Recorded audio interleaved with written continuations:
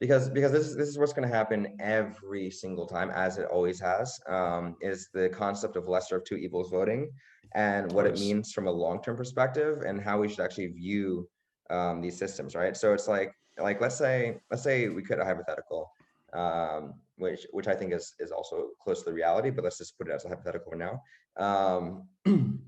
You say, okay, if you vote for Hillary versus Trump, you get like let's just pretend on all metrics we care about. Let's pretend you can quantify it with a number. Let's pretend you get a 5% better set of outcomes. Like you don't get any prison reform, you don't get any reform on war, you don't get any reform on healthcare. Like all these things remain unchanged.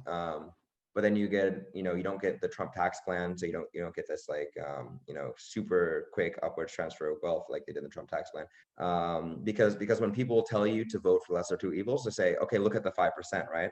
And I see the 5%, but then if you say, okay, if it gets 50% worse every single 4 years, I mean, to me, it's like you're inappropriately discounting the future suffering of the victims of the long-term harms that perpetuating the system would cause. If we just want to dwell on it for a second on what is actually the lesser of two evils, I think that's an interesting discussion, right? For me, it really depends on what kind of time perspective you take in that Exactly. analysis, right? Exactly. Because and in some ways I also hate the kind of Slavoj Žižek. He also, when Trump won the first time, he thought it would be a good thing because it's gonna Yeah, I don't like uh, his kind of just like, oh yeah, it's good. Like that's not exactly, that's not at all how I think about it. It's like because it's just too it's just too removed. You can't say that like a bad outcome is good just because it could lead to a better future outcome. It's like I mean, well, you can, of course, but I'm saying like in my opinion, like I would want to say like we just have to look very seriously about like what actually are the implications of each outcome, and like if these implications are unacceptable from on both sides of the coin, then we need either a new coin or a new game, right? Like it's like yeah, but I think there's also, I don't know, I think there's a very real argument still to be had around the fact that, you know, right now the democratic establishment and the elite around that, which is super problematic and responsible for potentially some of the worst policies that the US have enacted both domestically and internationally over the last 50 years, right? Um, at least they are in strong competition, the two parties, right? So it's really problematic people who are in charge now, and they have gotten the perfect, from my perspective, the perfect election. yeah, So they have agree. gotten the presidency, and they have sort of rectified the U.S. democracy by removing the fascist Trump, and then they have lost power in both the House and the Senate, right? So this basically gives them free hands to and even more than that, a lot of progressive candidates in a lot of House races and Senate races around the world, around the country have also been lost, right? So you even have a kind of a growing sentiment that the progressive agenda and the defund the police and so on, which I also think is problematic from like a strategic point of view, as a campaign. You really have a very real strong sense that and critique of those campaigns that they were actually responsible for it getting this close, even though it's like an almost electoral college victory, right? You can definitely argue that that a lot of the key states were closer than Biden would have liked, and Yeah. in those cases, blame the progressives, right?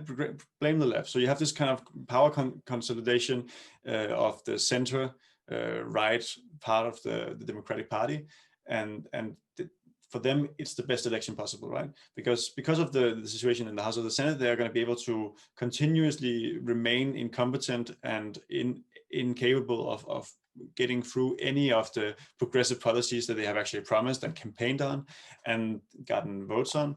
And then they can continue just to serve again their main constituent, which is the Wall Street and Silicon Valley, right? And different energy monopolies, which I think definitely begs the question of whether it is in terms of life saved and life lost, and quality of life lost / gained over the next 10 years, is that going to be worth it, right? I think there's a real argument like that. Yeah, and I think even like a key thing to say would be no matter what side you fall on this issue, whether or not it's meaningful to vote Trump or Biden, to protect the interests of people, like provide healthcare and wars, all these kind of things. Like it's just so clear that both of these parties are so calcified in their ability to actually govern and legislate that, I Hmm. mean, we do need to actually have meaningful alternatives politically to deal with to deal with these to deal with these realities. Because if we just confine ourselves to say, okay, electoral politics is the only mechanism by which we can enact change and create better futures for our communities, we're left with this conversation. Oh, do we vote for Biden or do we vote for Trump? And is it okay? Is it not okay?